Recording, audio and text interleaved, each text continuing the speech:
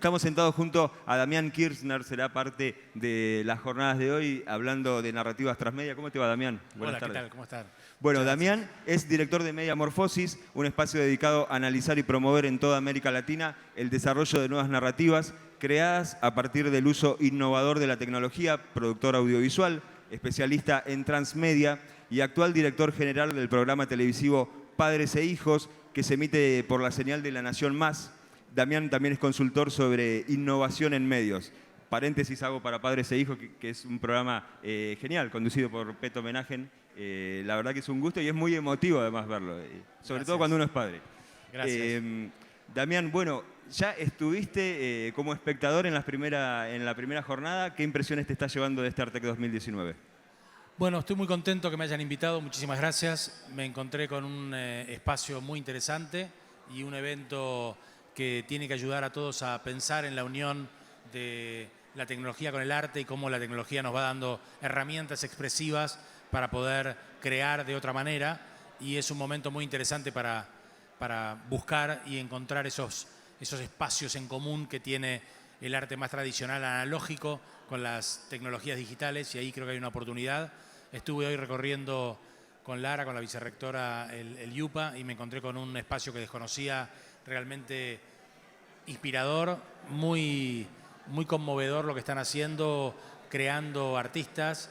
Me parece muy interesante el momento en el cual están incorporando la vinculación con la tecnología, y me parece profundamente necesario empezar a discutir y a entender también entre los chicos, entre los estudiantes, el futuro de las industrias culturales y cómo van a sustentar su trabajo. Vamos a ser artistas, pero tenemos que vivir de ese arte y tenemos que poder entender cómo hacer para trabajar y vivir en el arte de diferentes maneras, y me parece que eso es el gran desafío que nos toca a los que estamos trabajando ahora.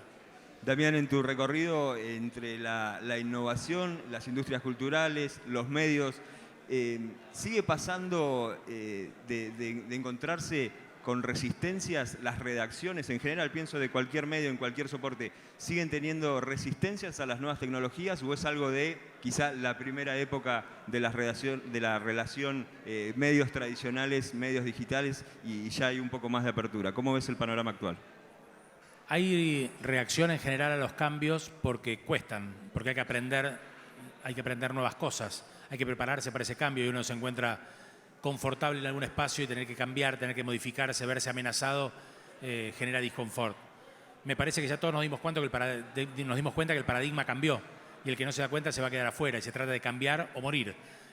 Yo viví, creo que por eso me lo preguntás, la experiencia de la transformación del diario La Nación, donde yo participé en la creación del canal La Nación Más, y ahí fue todo un paso muy grande del diario de papel tradicional, que es La Nación hace cientos de años, a una plataforma digital y a un discurso audiovisual interactivo. Creo que la resistencia siempre está ahí en cada uno de nosotros cuando viene una nueva red social, una nueva herramienta para utilizar adentro de Instagram, cuando resulta que lo que hacías cambió, cuando te renuevan la aplicación que tenías, ya te empieza a causar rechazo y tenés que aprender algo nuevo todo el tiempo. Me gustaba más antes cómo era el diseño. Claro, ¿Viste que si ya aprendí, si estaba bien. Sí. Bueno, nos obliga a todos, eso es una metáfora de lo que está pasando todo el tiempo y lo que pasa en las grandes fábricas de información o de creación. Sí, hay que prepararse, hay que adquirir nuevas herramientas, porque si no, no las vamos a saber usar, nos vamos a quedar afuera. Bien, Damián, tenemos un desafío para todos los entrevistados, un desafío para la producción de Artec, ya pensando en Artec 2020, y es preguntarle, dentro de su especialidad a cada uno, ¿qué invitado nos sugerís para la próxima edición de Artec? Me gustaría invitar a un invitado internacional. Total, Gastemos, no hay problema. No es un tema de presupuesto ahora. No hay problema.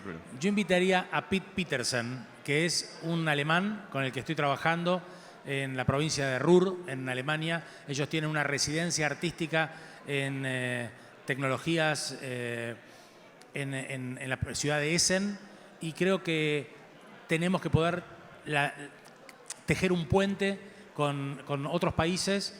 Ellos pueden proveernos de muchos saberes técnicos, de muchas herramientas y nosotros podemos darle la creatividad latinoamericana. Sería genial que lo inviten y que hagamos un encuentro entre esa residente artística y lo que hace acá Yupa y crear un puente junto con Mediamorfosis para poder empezar a trabajar juntos. Pete Petersen, acordate.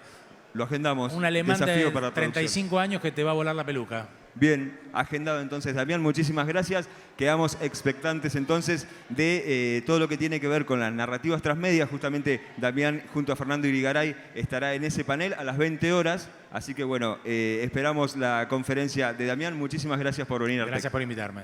Seguimos anticipándonos a las distintas charlas que tendremos hoy. Hablábamos recién con Damián Kirchner respecto a las narrativas transmedia, los desafíos de los medios, y justamente en esa mesa también participará Fernando Irigaray. Fernando, ¿qué tal? Buenas tardes. Muchísimas gracias por estar acá. ¿Qué tal? Buenas tardes. Saludos a todos y a todas. Gracias por la invitación.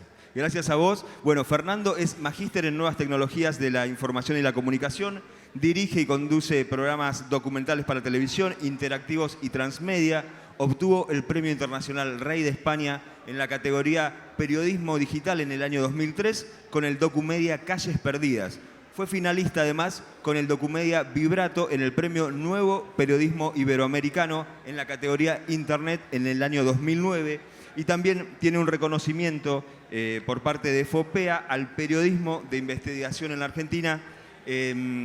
También en la categoría Periodismo en Profundidad, con un documental también, documedia, Mujeres en Venta, y entre varias distinciones fue galardonado por la Honorable Cámara de Diputados de la Nación con el reconocimiento por la trayectoria y el compromiso social. Esto fue en el año 2014 y quería preguntarte algo que ya anticipábamos en cierta medida en la conferencia de prensa de ayer, respecto a los desafíos del formato, que bien conocés vos, del formato documental, en una época donde todos somos documentalistas, si se quiere, de nuestra vida cotidiana y compartimos mucho en un formato muy experimental, pero muy cercano al documental quizás. Bueno, el tema como te decía, el documental evolucionó muchísimo y evolucionó primero hacia el documental interactivo, también se lo denomina como webdoc, ¿no? Documental web, o iDoc como documental interactivo. Lo interesante es, digamos, las narrativas transmedia se desarrollaron mucho más en el norte, estoy hablando en Europa, en Estados Unidos, fundamentalmente hacia la ficción. Y el tinte latinoamericano es sobre la posibilidad de esa idea de documental transmedia. Y a mí me gusta hablar más de narrativa de no ficción, más que de documental, porque englobo también el periodismo, englobo la cuestión educativa, cuestiones que no tienen que ver con que no sea ficción. Creo que el desarrollo de este tipo de nuevas narrativas lo ha potenciado de una forma y creo que todavía no tiene techo, que tiene mucho para desarrollarse. Y es algo eminentemente de cariz y desarrollo latinoamericano. Fernando, estaba viendo puntualmente en Netflix que está habiendo muchísimo contenido de no ficción, muchísimo contenido documental, biopics, mucho que justamente recorre un poco, si bien no tiene un formato interactivo, hay mucho documentalismo en esa plataforma. Y me preguntaba, ¿en cuánto puede llegar a condicionar el surgimiento de nuevas cadenas de distribución la creación de contenidos? ¿Puede ser un problema futuro? La propia Internet y su supuesta libertad tiene herramientas como para que la distribución esquive los grandes pulpos, si se quiere, del entretenimiento. ¿Cómo ves el futuro en ese sentido? Y es complejo, no soy un especialista en ese tema específico, pero sí te puedo decir que estamos en un momento en una sociedad de plataformas. Y esta Internet más libre y todo, cada vez está llegando a una tensión que cada vez va llegando a su fin. Soy bastante poco optimista, por no decir pesimista, estoy poco optimista con el tema de la libertad. Inclusive a nivel de distribución de contenidos, lo que va a suceder ahora, por ejemplo, con Netflix, con esto que decías, de que varias de las productoras que hoy Netflix tiene dentro de su plataforma van a empezar a migrar para hacer su misma plataforma, va a empezar realmente una guerra de plataformas. El tema va a ser complicado porque no vas a tener que alquilar una o suscribirte a una sino que vas a tener que, si querés ver ciertos contenidos, vas a tener que tener varias. Así que yo creo que está también en un momento de cambio, de paradigma, de cómo va a ser la distribución de esos contenidos. Ya no hay una única plataforma que va a tener los contenidos, sino que va a haber cada vez más variantes. Bien. Fernando, muchísimas gracias por estar presente acá. ¿Qué impresiones te llevas de la primera jornada de Artec? Bueno, la verdad que es más que interesante. Está muy bueno poder intercambiar opiniones y conocimiento con personas que vienen de distintos niveles de las narrativas y del arte y de lo digital y de la impresión 3D a los videojuegos, a las narrativas transmedia, al periodismo digital o la curaduría de arte. Entonces es más que rico porque justamente hoy las profesiones, los desarrollos y todo, se borran los límites. Ya no son límites específicos, sino que todo tiene relación, o en algún punto se toca con otro tipo de profesiones. Entonces hay que ampliar el espectro y ver qué otras cosas están sucediendo en las otras profesiones, y esta apropiación de la tecnología y de los lenguajes para la producción, en lugares así es donde potencia la posibilidad de hacer intercambio para ver y discutir y pensar el futuro. Tenemos un desafío que estamos sumando a cada uno de nuestros entrevistados para la producción de Artec del año que viene, que consiste en sugerir el invitado dentro de tu área de conocimiento, el invitado para Artec 2020. ¿A quién sugerís? ¿A quién podríamos anotar?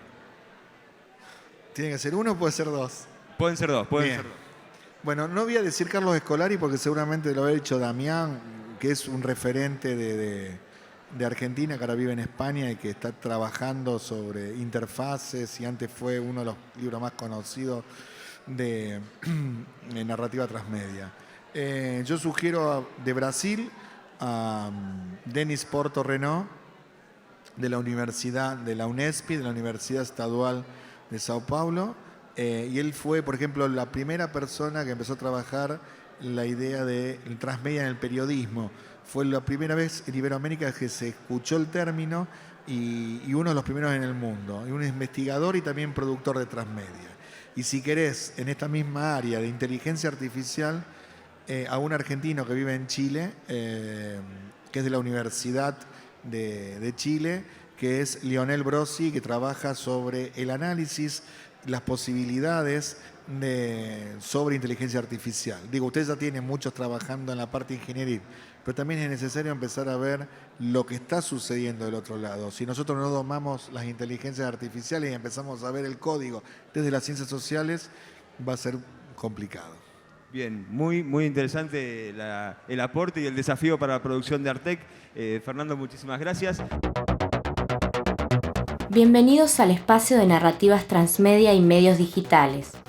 Los medios han sufrido transformaciones profundas que han impactado en nuestra cultura.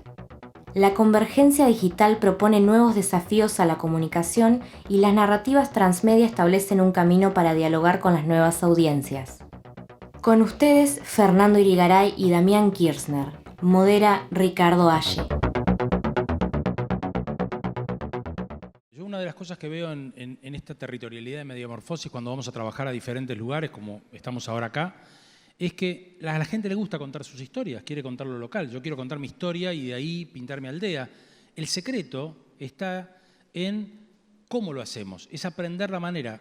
Me voy a usar como ejemplo, no quiero sonar pedante, pero Padres e Hijos, que es un programa que cuenta historias de paternidad, es un vínculo universal. Cuenta historias de papá de Buenos Aires porque no tengo presupuesto para viajar por otro lugar. Me encantaría venir acá a contar historias.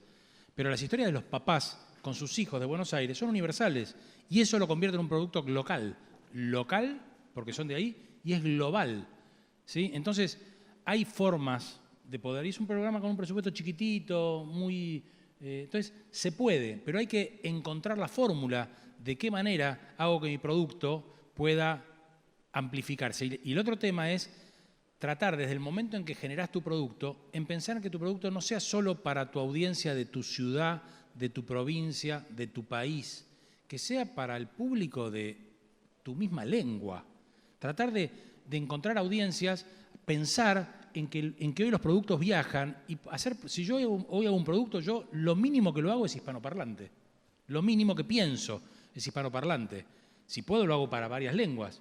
Entonces digo, hay fórmulas, hay cosas que hay que aprender, herramientas que tener para poder lograr esa localidad.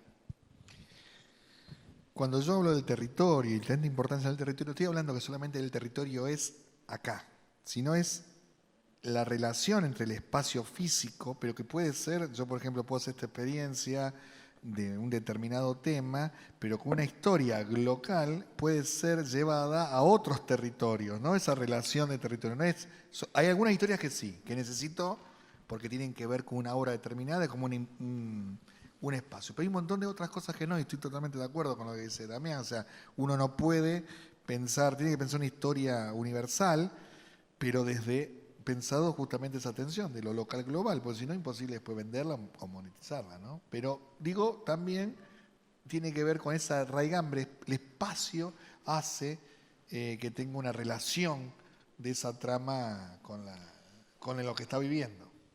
A mí me encantó escucharte decir algo respecto, lo defino en estos términos, no sé si fueron los que usaste vos, las tecnologías apropiadas.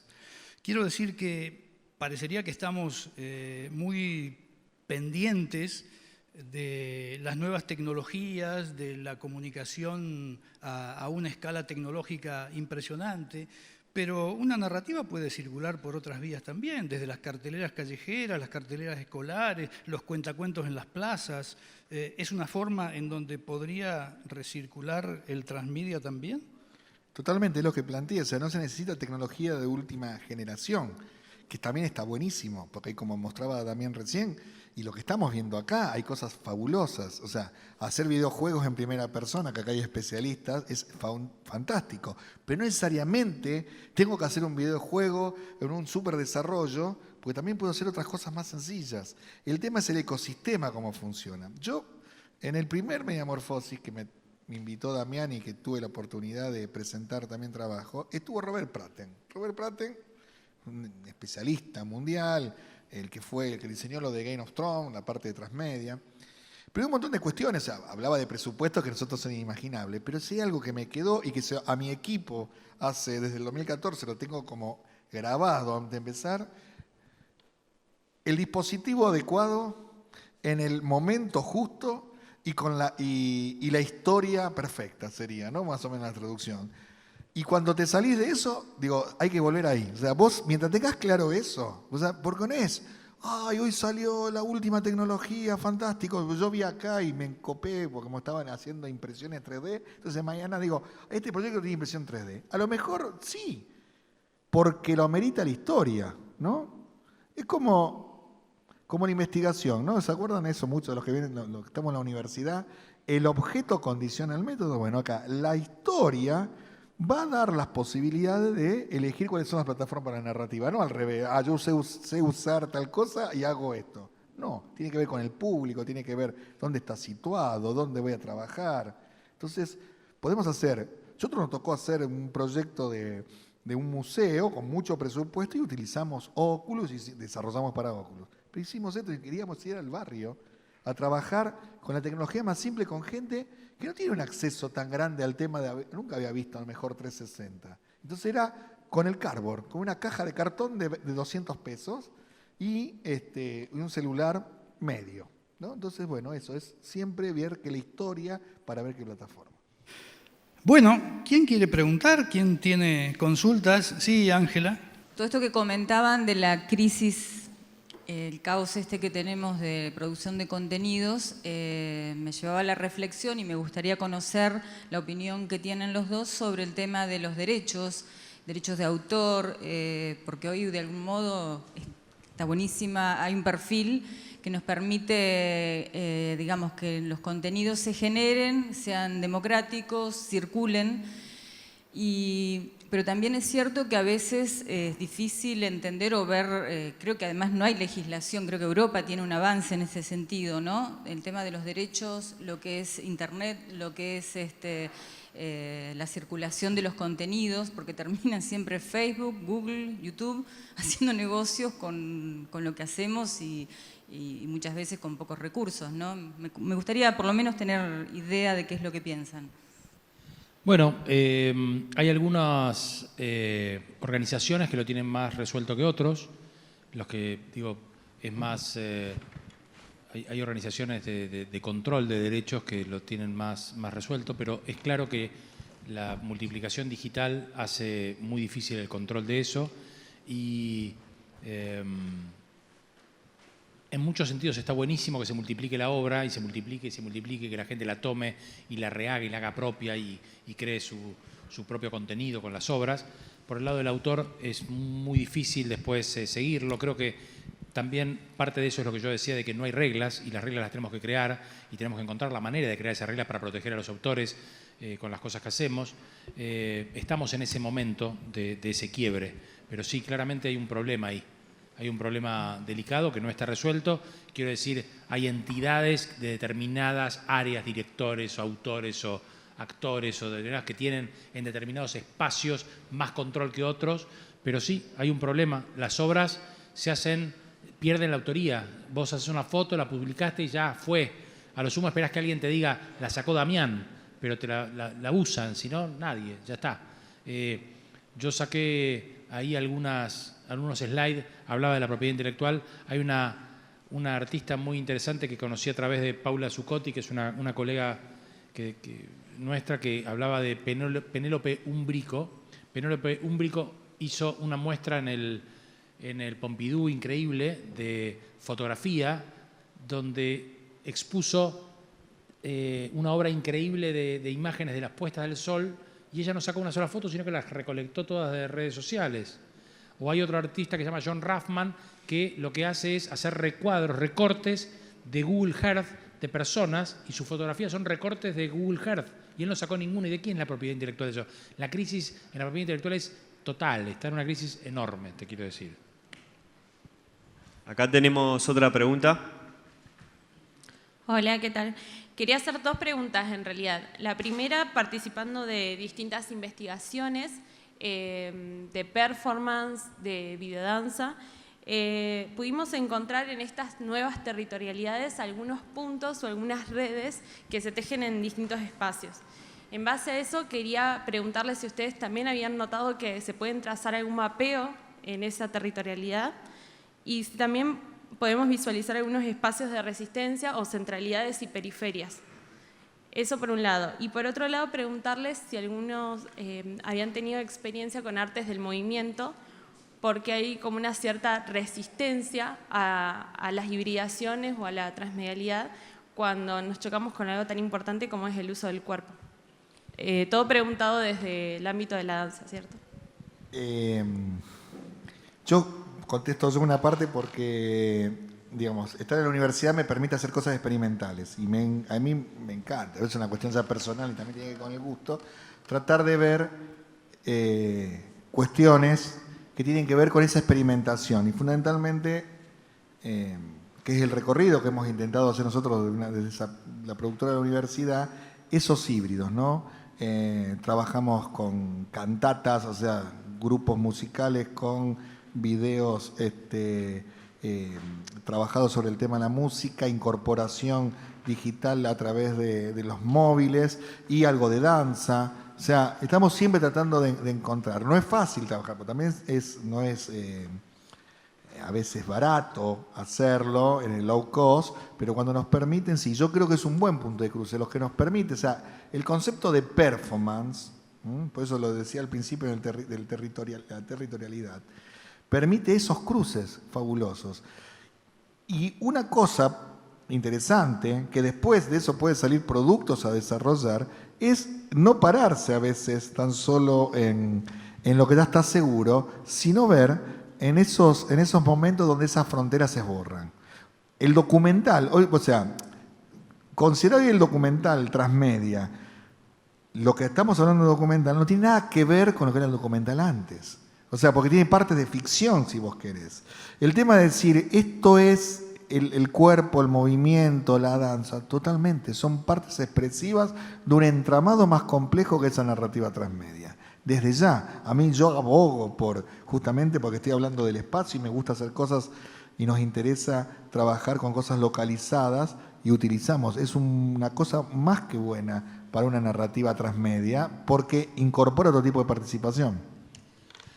Yo les contaba a mis compañeros de viaje que estoy participando y participé antes de ayer de una experiencia teatral inmersiva que se presentó a uno de los concursos de Mediamorfosis que se llamó Visibilizar con el gobierno de la Ciudad de Buenos Aires. Fue finalista, no ganó. Es una experiencia de danza con otras artes electrónicas. Básicamente consiste en una caja negra donde hay mapping interno y el público ingresa a esa caja y se convierte en anónimo porque te dan una máscara y un vestuario que vos no identificás a nadie. Y dentro de ese anonimato la propuesta es que vos seas real y vas teniendo consignas que vas cumpliendo con el cuerpo y vas siguiendo luces que te indican cosas.